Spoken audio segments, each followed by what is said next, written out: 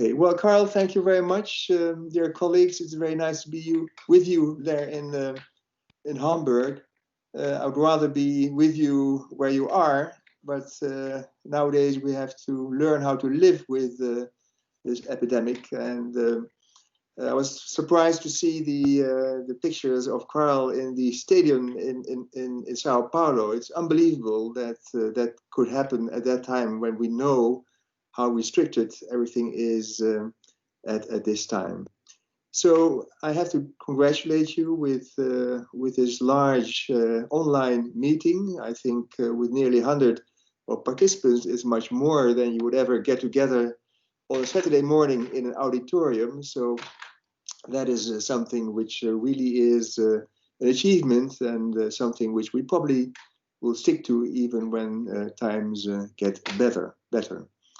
So I'm going to talk to you about preoperative biliary drainage. I just first wanted to take you a little back in time and in place because, as Carl told you, I live here in Amsterdam, not far from Dam Square. And you see it here in this painting of 1656.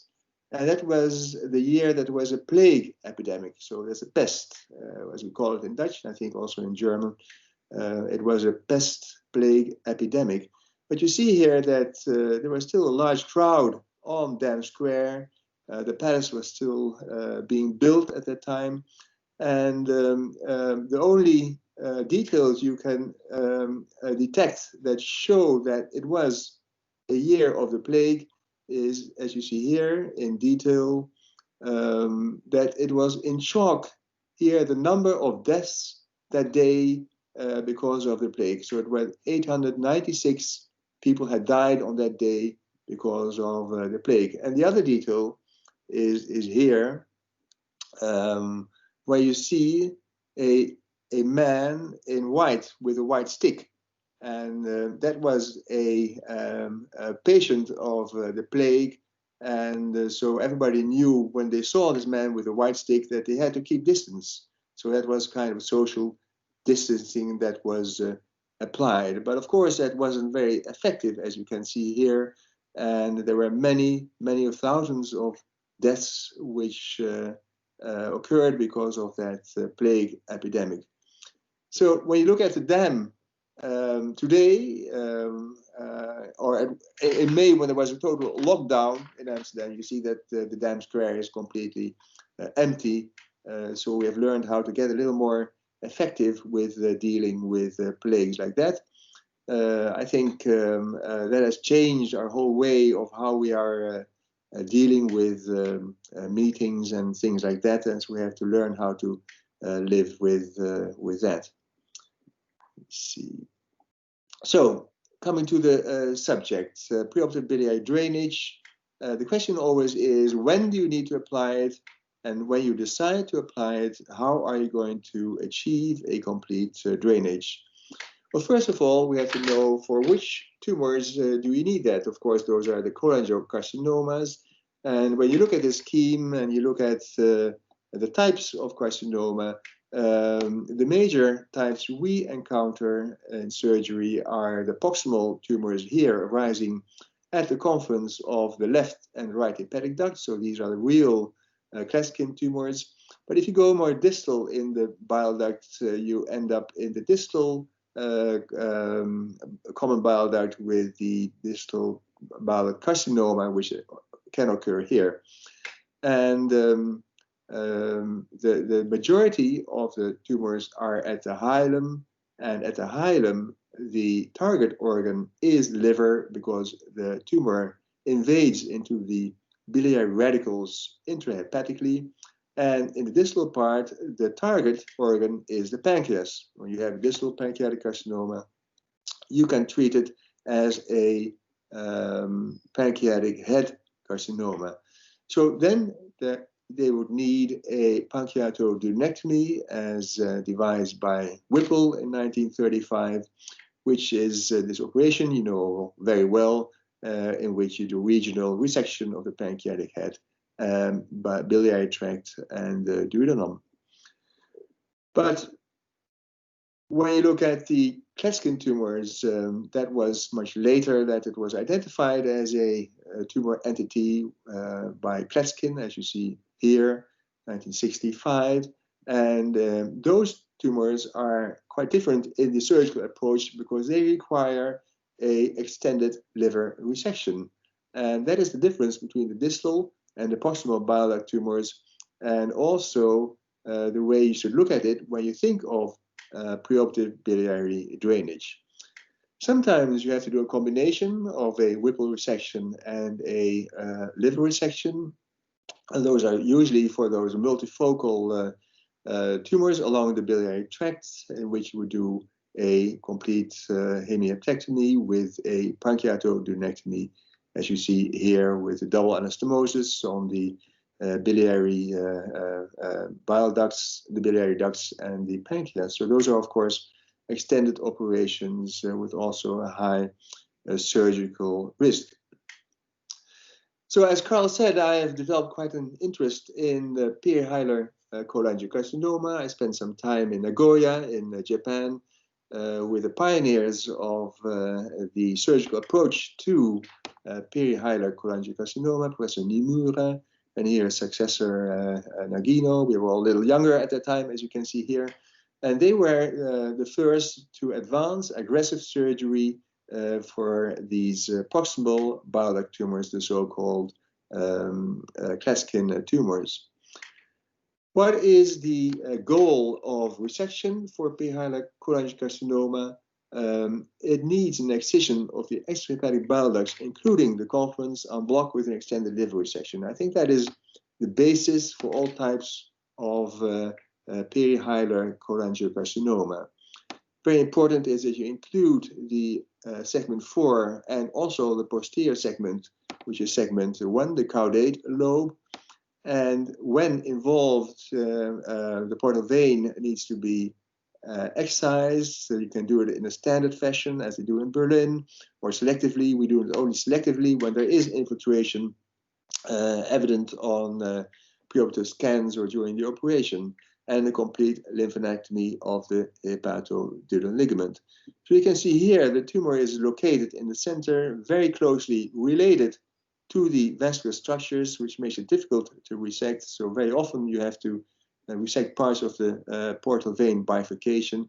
And very important is that the tumor not only spreads to the left or to the right, but also to the anterior side of the liver, segment 4, and the posterior side of the liver, which is the caudate lobe.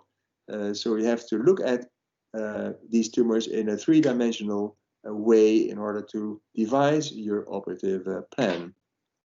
So that means that you have to do always a central excision of the liver, including segment 4 and segment 1. So that's the central axis.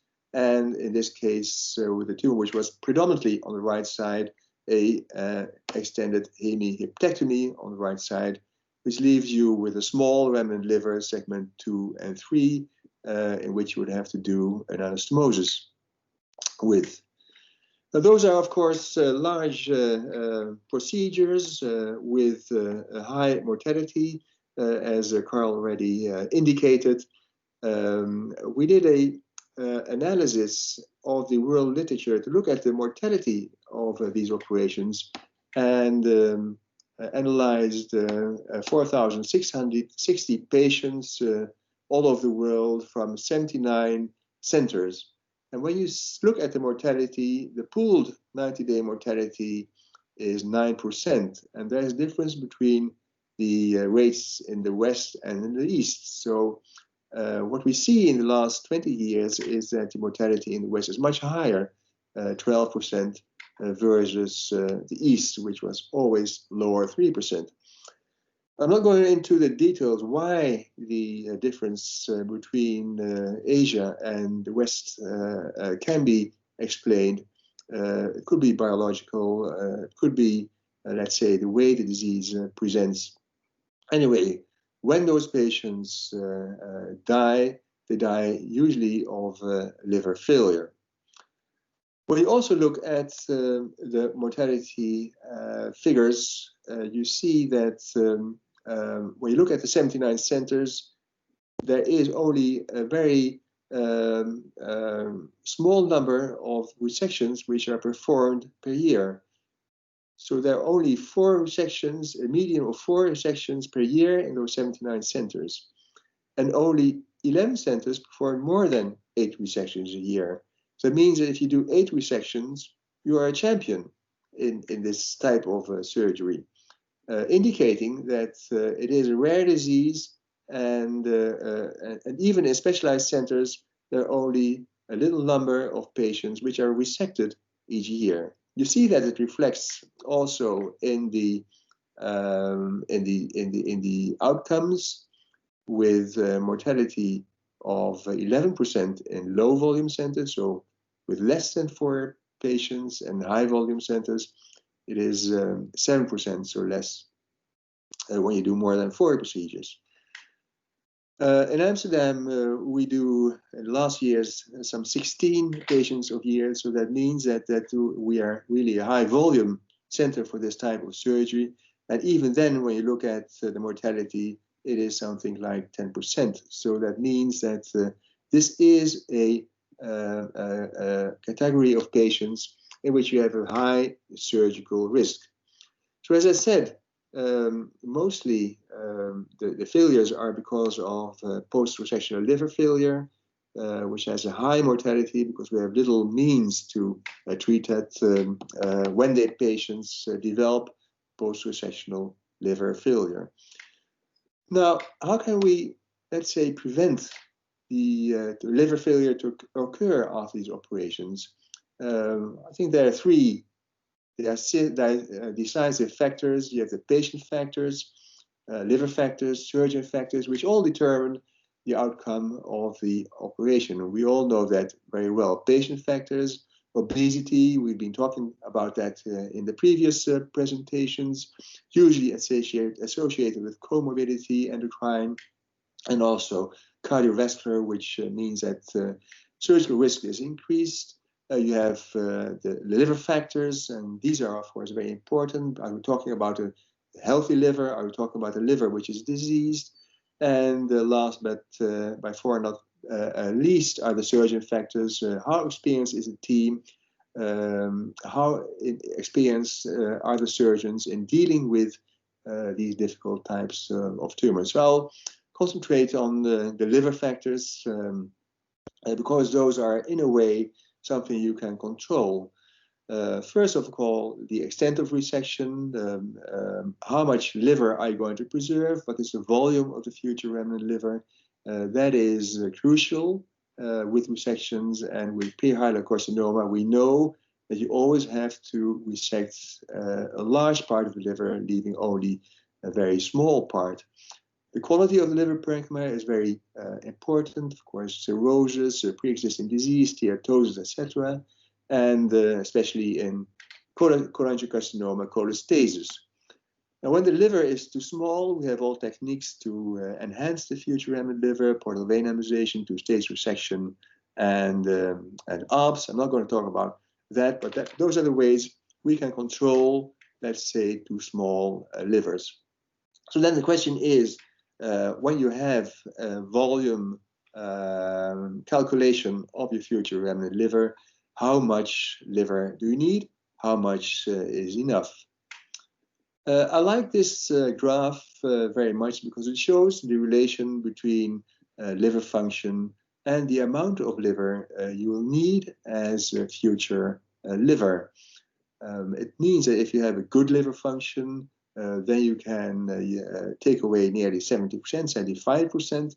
And usually patients with liver metastasis without preoperative chemotherapy, which is very rare, and nowadays have an undiseased liver, which you can do large resections. But if you have steatosis or cirrhosis or chemotherapy-associated liver injury, alcohol age, all those factors mean that you need more remnant volume, 30 to 40%, and when you have really a cirrhosis, 40 to 50%. So it means that you have to estimate the volume of the liver according to the quality of your liver parenchyma. Now, that brings me to the topic that one of the factors which really endanger patients who have cholangiocarcinoma and jaundice, and those are the patients in which we consider preoperative biliary drainage. So the question is, when do we need it? In which of these patients would you decide to do preoperative biliary drainage? And how are you going to drain it? Are you going to do it endoscopically with ERCP or with endoscopic nasobiliary drainage, which is applied in Japan very much? Or are you going to do a peripheral approach using percutaneous biliary drainage? First of all, we all have to know that preoperative biliary drainage comes with complications. There's an increased risk of cholangitis and of infectious complications because you interfere with the normal barriers between the bile and the gut. You introduce microorganisms, and you actually introduce infectious complications and cholangitis, which is one of the most feared complications in these situations. There's a risk of thrombosis or hemophilia, especially with the percutaneous approach, and there's also a risk of cell seeding in the catheter tract, and that applies, of course, to the percutaneous approach. So I'm going to talk about these complications in relation to the type of tumor in which you might consider the drainage. When you have a distal bile duct tumor, you would treat it as a pancreatic head tumor, as a tumor which you would treat with a Whipple's resection, as I just showed. Then the question is, does the relief of jaundice outweigh the complications which you could incur with your drainage? So our idea was that maybe the complications, such as cholangitis, weigh heavier than the relief of jaundice when you're doing and planning a Whipple's resection. So we did a study, a randomized trial in the Netherlands comparing drainage or no drainage in patients with a pancreatic head tumor which required a Whipple's resection. So we randomized patients into early surgery, 100 patients who were detected, we diagnosed with a distal tumor and selected for Whipple's resection, which had surgery within 1 week after diagnosis. And the other arm was a drainage group who would first have preoperative biliary drainage endoscopically, and then would have a delayed operation 4 to 6 weeks after the drainage. So those were the two arms. Nearly 100 patients were randomized in both groups. And we look at the complications. The number of complications was much higher in the drainage group, and nearly all of those, most of the complications were related to the preoperative biliary drainage. In the end, the surgical complications were the same, but so the higher rate of complications was due to the drainage procedure, which was performed in this group versus the group who had early surgery. So the conclusion was that there's no basis for routine preoperative biliary drainage in patients requiring a Whipple's resection in the event that you can operate a patient within 1 week. Nowadays, we see much more patients with borderline resectable disease who would require neoadjuvant treatment, and those patients, of course, would have a drainage first before, let's say, undergoing neoadjuvant chemotherapy. But then the question is, are you going to do a wall stent, a metal stent, or a plastic stent? And those patients, you would choose to do a metal stent, I think. The question is completely different in patients with these hilar carcinomas, because then the question is, when you drain the patient, you have the opportunity for the liver to regenerate and to improve in function, And that probably is much more important for the outcome of the patient after a large liver resection than let's say, the risk of cholangitis, etc. So you have to, it's always a trade-off, the complications versus the benefits. And the idea is that in patients requiring these large liver resections, that the benefits outweigh, let's say, the adverse effects in these patients. When you see in the literature what is substantiated about that, I think this is a nice example. It is a French multi-center study in which 11 centers accumulated 180 patients who all had a resection, a right hepatectomy or a left hepatectomy. And they looked at the patients who had preoperative biliary drainage versus patients who did not have the drainage. And when you look at the outcome, you see that the mortality was 9% in those patients who had drainage. Those patients who didn't have drainage, the mortality was much higher. It was 22%. So imagine nearly 1 out of 5 patients dying because of this large operation. When you look at the left resections, the difference was less. The mortality was 10% in those patients who had drainage and 4% in those patients who had no drainage. There was no significant difference between these two. It indicates that when you do a left in the hepatectomy, the remnant liver is much larger, so the risk of liver failure is much smaller. I even think that in those patients with the left hepatectomy, the results are even better if you wouldn't do a drainage. And because of the numbers, this was not significant, but I'm sure that if you would have increased the numbers, that the left resections without drainage would have an advantage with those who had drainage. So there's a difference between right and left, which is a result of the remnant liver you can leave after a right or left resection. We did a, Carl, is this all visible and here? Do you all hear it? Perfect. Okay, it's so let's perfect. Go. Yeah. We did a study with New York in which we analyzed 360 patients. We pooled our patients together and we looked at patients who had a large remnant liver, 50%, and the outcomes of drainage versus no drainage in relation with jaundice. Obviously, those patients who had no jaundice, no drainage, no cholangitis, they had a 0% mortality, all after major resection. When you look at the jaundice patients, those patients who had no drainage, there was a minority, of course, but they had no cholangitis and also 0% mortality. These are all the patients with large livers. When you look at those patients who needed drainage, you have to look at those patients who needed it because they had cholangitis or had no cholangitis. If they didn't have cholangitis and they were drained, the mortality was 7.7%. But if they had cholangitis and they needed drainage, the mortality was much higher, 20%. So that it means that if you have a large remnant liver, then you actually don't need the drainage.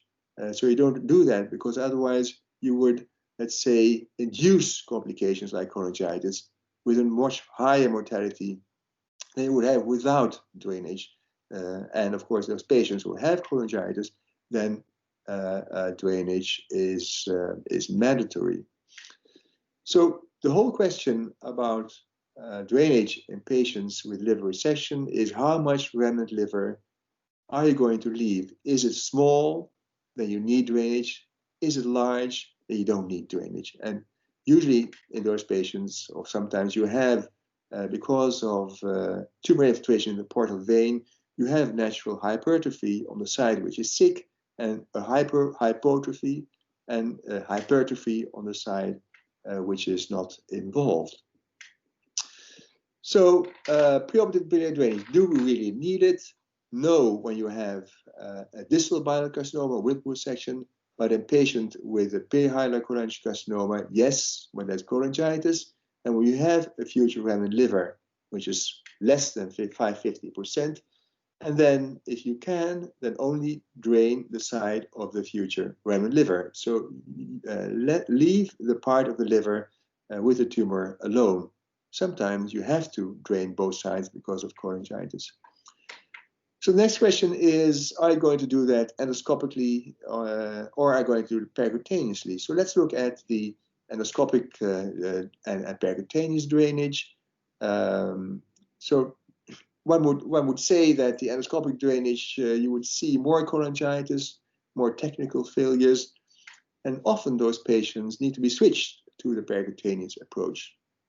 And the surgeons particularly always liked the percutaneous approach because the drains, they remain inside you postoperatively, and you can use it to drain the hepatico-duodenostomy.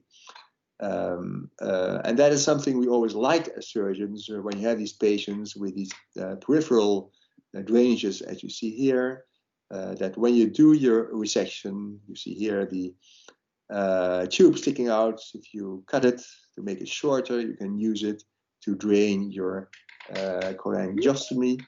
So that was always considered a, let's say, an advantage for a patient who was discussed by surgeons. The question is if that really is a true factor. Now, I'm just going to go through the pros and cons of endoscopic and peripheral biliary drainage. Pro of the internal drainage of bile is that it comes into the gut. That is very important, that when you have a drainage, that the bile gets into the gut for all reasons like immunological and all other factors which make it so important that bile is coming into the gut. There are no percutaneous drains, so that's very patient friendly. The con is that you often need a sphincterotomy. That means that you disturb the barrier between the bile duct and the luminal contents of the duodenum. So therefore, there's a risk of ascending cholangitis. And also, we all see post-ERCP pancreatitis in 5 to 10% of patients, also in specialized centers. So those are the pros and cons of endoscopic drainage.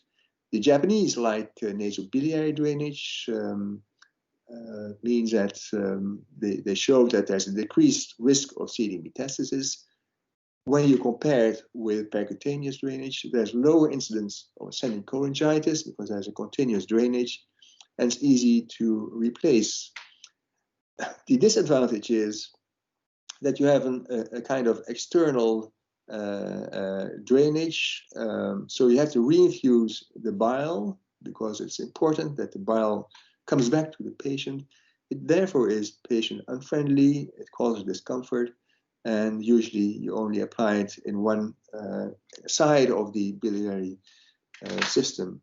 So what we see in Western centers is actually that endoscopic nasobiliary drainage doesn't work because the patients, they pull out the drains, etc., etc. And maybe in Japan, where the patient obey the physicians more, that works better. But anyway, it is not very popular in the Western world to do nasobiliary drainage. So then the percutaneous biliary drainage, the advantages are that you can drain multiple segments from the outside. You can detect them with the ultrasound and selectively drain the obstructed ducts.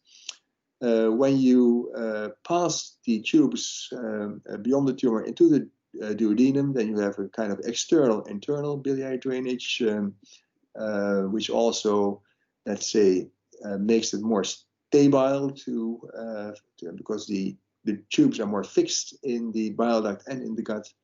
It also allows you to have a very precise cholangiography of the proximal bile ducts because you see it from the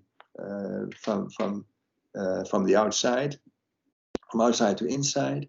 And therefore, it gives you a very good definition of tumor infiltration, which can help when you devise the extent of the operation. The disadvantages is that it is an invasive procedure. We see vascular complications, especially thrombosis, and also a concern is the rate of tumor cell seeding along the catheter tract, which is reported between 5 to 10%, and which has been reported especially in Asia as one of the disadvantages of the percutaneous drainage. When we look at the occurrence of CD metastasis in the West, again, in that combined series of Amsterdam and New York, we looked at CD metastasis and found only 3%, with no difference between endoscopic or percutaneous treatment. When we looked only at our own patients, it was lower, 1 to 1.2% of metastasis, and also no difference between endoscopic or the percutaneous drainage. And also in Nagoya, it has come down to 3.6% CD metastasis in patients who had a percutaneous biliary drainage. One of the reasons is that in Japan, they tend to drain the patients much longer. So those patients with those PTBDs are, let's say, longer exposed to bile with tumor cells coming out, and therefore probably have a higher risk of CD metastasis. But I think the message is that CD metastasis is not really a problem anymore as we see it in the West. When you look at the complications of either a technique, endoscopic or percutaneous, what has been reported in literature that you see more cholangitis in the endoscopically drained group versus percutaneous group. Pancreatitis, much higher in the endoscopic group, but also occurs in the percutaneous group. Standard dysfunction is about the same because you need sometimes, often in the endoscopic technique to change stents, but also in with PTBDs, there's often a dislodgement of the drains which need revision. So that's about the same, 20%. CD metastasis we have discussed, and vascular injury is more in the percutaneous group. And what we also see in these patients is that there are more complications because of the fluid they would lose because of drainage. So we often see patients with percutaneous drains who have to be admitted in the hospital because of dehydration, because of losing so much of fluid with their bile into the drains. So cholangitis, I think, an important point. Now, there's one thing I would like to point out, because conceptually that is, I think, an important factor. That is the transpapillary versus the suprapapillary approach. Usually, we always do the transpapillary approach. When we do percutaneous biliary drainage, we would pass the tumor and we would place the drains in the duodenum beyond the papilla. And also, when you do an endoscopic approach, you do a sphincterotomy and you place the stents passing the papilla. So that means that actually the barrier between the bile duct and the duodenum is disturbed. What you do with a transpapillary approach is that you would drain externally and leave the tip of the catheter above the papilla, so that the barrier would not be disturbed. And with a stent, you would put the stent in the bile duct without passing the papilla, and therefore you would preserve the integrity of the papilla. So using a stent, as you see here, the tumor, there are only a few reports, but in this report they show that they put the plastic stent above the papilla across the tumor, and then they would leave a thread that you could always pull out the endoprosthesis when necessary. I think that is a very important concept, because that means that all the complications which are secondary to infections probably can be reduced by this technique. When you look at the literature, endoscopic versus percutaneous, there's literature pro, literature comparable, and literature pro percutaneous approach, and even literature showing that there might be an advantage in terms of complications using the percutaneous approach. We did a limited study in 100 patients who underwent biliary drainage. All patients were resectable with perihyalocholangiocastinomas. And when you look at those 100 patients, 90 patients had initially an endoscopic treatment because the policy in our hospital was first of all, an endoscopic drainage. Also because many patients are referred with already stents inside you. So they already had an endoscopic way of treatment when they come to us in our hospital. Only 11 patients had an initial percutaneous approach. But when you look at these patients, 90 patients, 1/3 had to be switched to percutaneous drainage because of problems with the endoscopic biliary drainage. Sometimes they cannot achieve complete drainage anymore endoscopically. So then those patients are sent to the interventional radiologist for an additional percutaneous drainage. So we thought, well, why don't we do a trial in which we could look at really the advantages of either technique. In that series I just showed, the infectious complications were much higher, 48% versus 9% in the endoscopic group.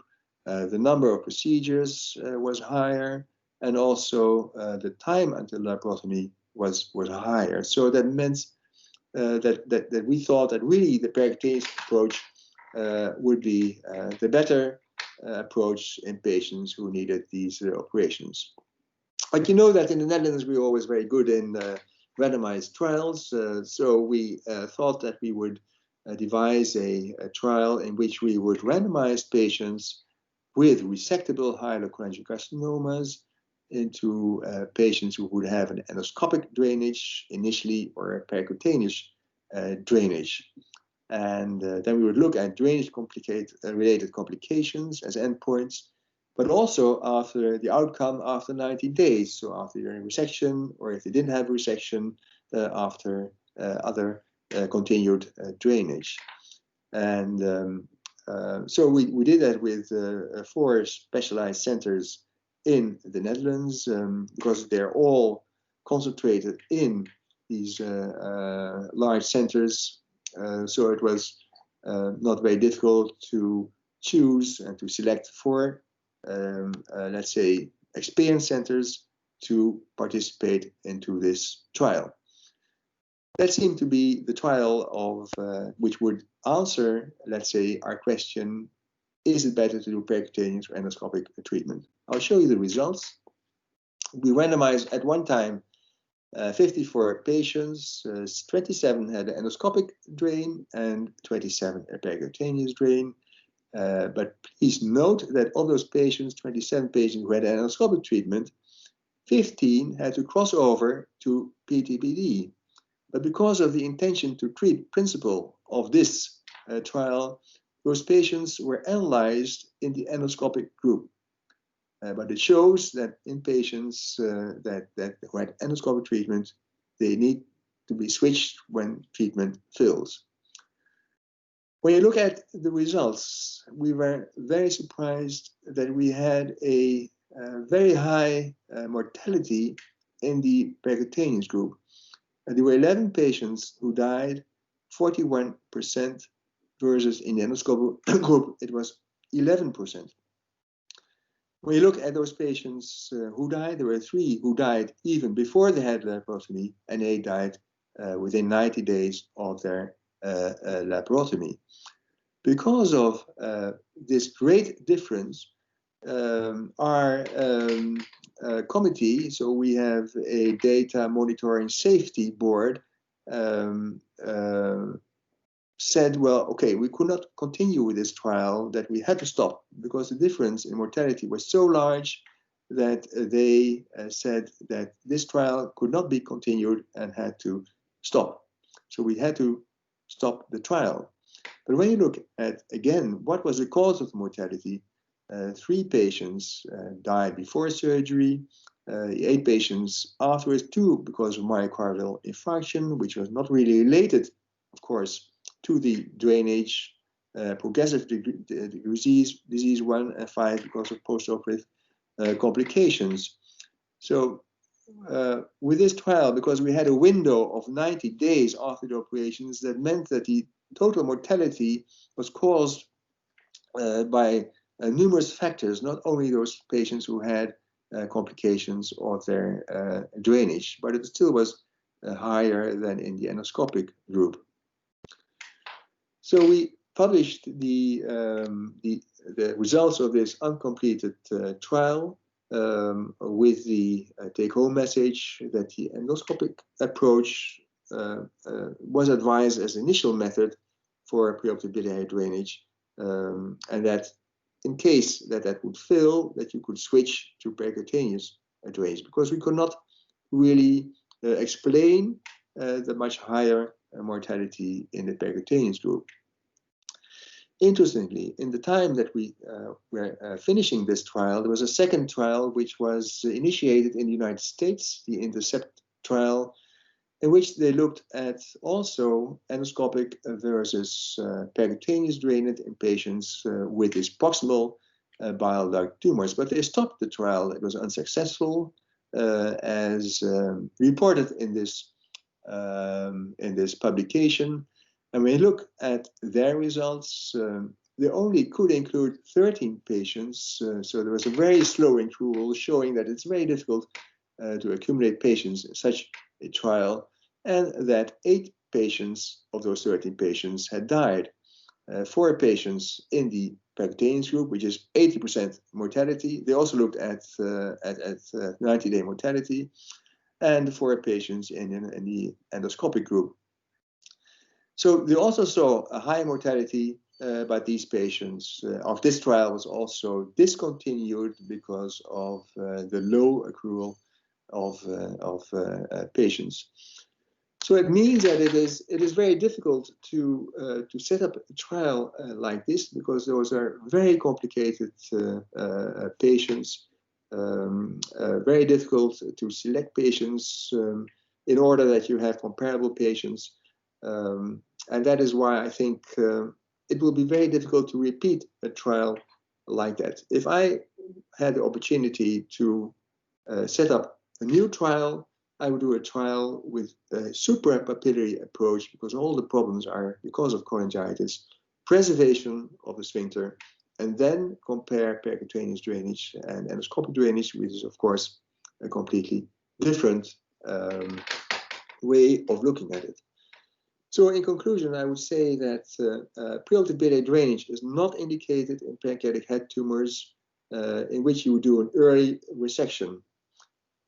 We know that most patients now need neoadjuvant treatment with pancreatic head tumors and distal bile duct tumors. So those are the patients who you would do a endoscopic drainage. But then the advice is to use a metal stent, because the complications as cholangitis are less. In patients with perihyalocarcinoma, you would do a unilateral preoperative biliary drainage, because we know that depending on the remnant liver volume, it is important. It is mandatory when you have cholangitis, then there's no other way. And it's mandatory when you have a small remnant liver, because you need the relief of obstruction for the liver to regenerate. Seeding metastasis has decreased. I don't think that is a real problem anymore. And when you look at our trial, the percutaneous approach was associated with a higher mortality. And so, although the complication rates were comparable, the mortality was higher. So we still advise that the endoscopic approach is the preferred initial method. And when that fails, then you can switch to percutaneous approach. And the use of the suprapapillary, so the inside stent, I think it's very attractive, but that still awaits further clinical assessment.